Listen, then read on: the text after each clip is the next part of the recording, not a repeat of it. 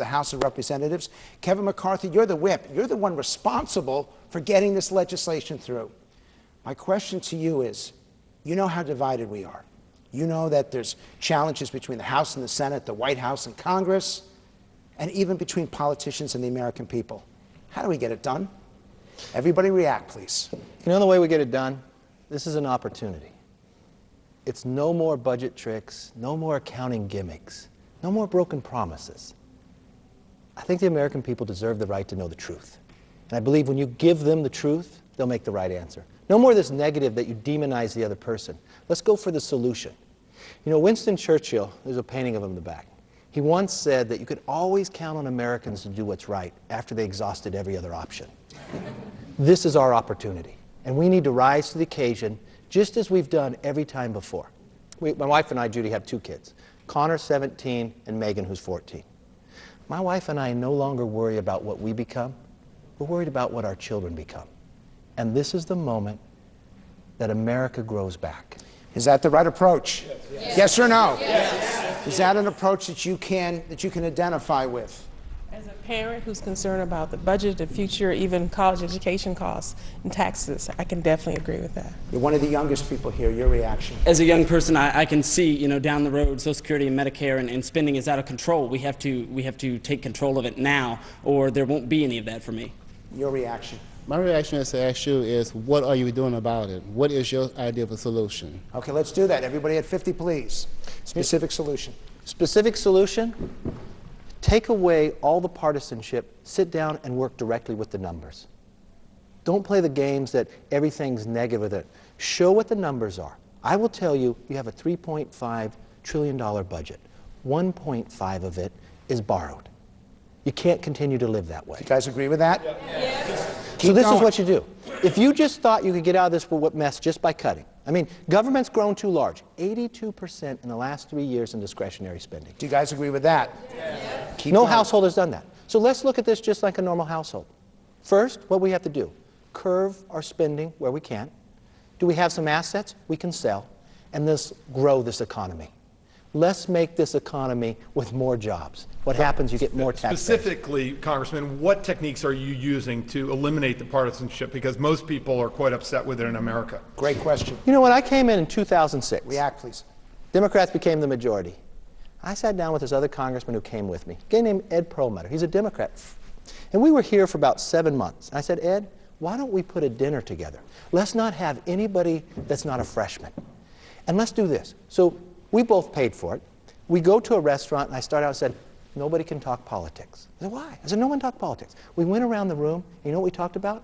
Our challenges, because we're away from our family, our families. At the end of the night, what we found out, we have a lot in common. A lot of the same challenges as an American. Then our next dinner the next month, then let's talk politics. Because what happens, you start talking solutions. Because you take the demonizing of one another away, and you realize we are in the same country. We're Americans first. Is this the right approach? Yeah, definitely. You're one of the toughest people on politicians. What's your reaction so far?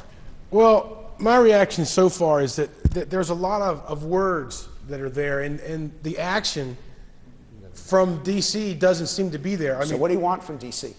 I want them to stop. I want them to what? stop abusing us. Do you guys feel abused? Yes. Nothing compared to what I'll do to you. Louise. Well, I don't necessarily feel abused, but you know, I think there's stuff hidden behind rhetoric that Yes. you know you're going to cut or sell the assets. What assets are you talking about? I'm going to have you answer, but first, Patrick, your reaction. How are you going to really take this seriously and stop playing games? Yes. The games are like, okay, what percentage of the time are you working on re-election? What percentage of the time is your staff really working at the solution? Exactly. Here's a dangerous thing.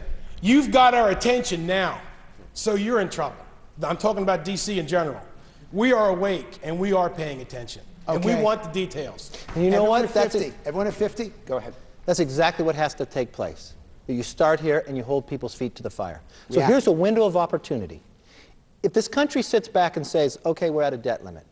I've only been here, I'm in my 3rd term. I did nothing to create this. I voted against most everything you saw coming through. So okay, I didn't create it, but I just inherited a company that has been mismanaged, that has to get put onto the right track. Do you blame both parties? Oh, I blame both parties, by far. There is You guys enough, agree with this? Look, there is enough blame to go around for everyone. All right? So let's start with that premise. Second thing is, what are you going to sell? Do you even know what is the audit of how many buildings we own? Do you know how many cell phones we own, or what are they even being used?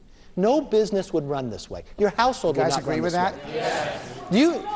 I look at my own cable. I look at my own cable bill on what we're spending and if the kids are buying a movie or not. So the first thing I would do is itemize what we have, sell what excess we don't have, then I would look from another perspective. Dan. We're in a crisis mode. Why do we always have to wait until 1 minute to midnight to solve our problem? We don't even know what we're spending on. We have the big stimulus. We don't know where the money went. It went overseas. Martin. We're looking for specifics, and you're not giving any that I'm hearing. One more. And we definitely don't want to cut anything dealing with our military.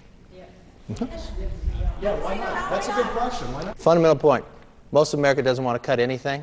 We're not going to be able to do that. We're going to have to be honest. You agree? And everybody's in the boat together. Look, I'm a very big supporter of the military, but you're going to tell me we spend more than $500 billion, you can't find waste? I'm sorry, my brother was killed. He was a special forces soldier. You're telling me that we just killed the most evil person in the world, okay? He was sent over there in 2005 in Afghanistan, and I found out later that he's hiding in Pakistan. We need to support our military, our families, and don't forget our Gold Star. Honor and remember us. Creech, 100%. You'll find each and every way. But you know how we can support them even more? Is there any money wasted? I will tell you, you walk down this building, I believe in education. You know my background of what I come. I don't come from wealth. I came from the small school, put my own way through. I went and started a company, my own job at 19. I took the risk. You're saying the military's wealthy? No. Listen to my point of what I'm saying. And then we got to The way you're going to be able to do it. You go down here to the Department of Education building, the average salary there is over $100,000. What if that money was sent to the classroom instead of down the street? You agree? Yes. All right? So how much money is spent in that Pentagon and not on the front line? Exactly. That is what I'm talking about. Eliminate that. But more importantly, let's think of this. I live in California, okay? I see companies every day leave my state because of my taxes. There's 37 million people live in my state. That's 12% of the nation. But 32% of the nation's welfare lives in my state. You get 25% of the entire budget from 144,000 people out of 37 million. But we never think as Americans that we compete with other countries. So this is what I say. Let's give ourselves a level playing field, not an advantage. Let's look at the countries that we compete with. If it is only 3 years in Europe to bring a new drug to test, why is it 7 in America? It should be here 3.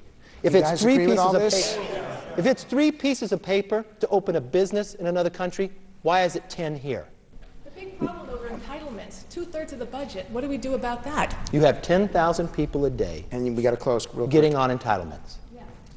We need to have a direct correlation because this is the broken promises I talk about.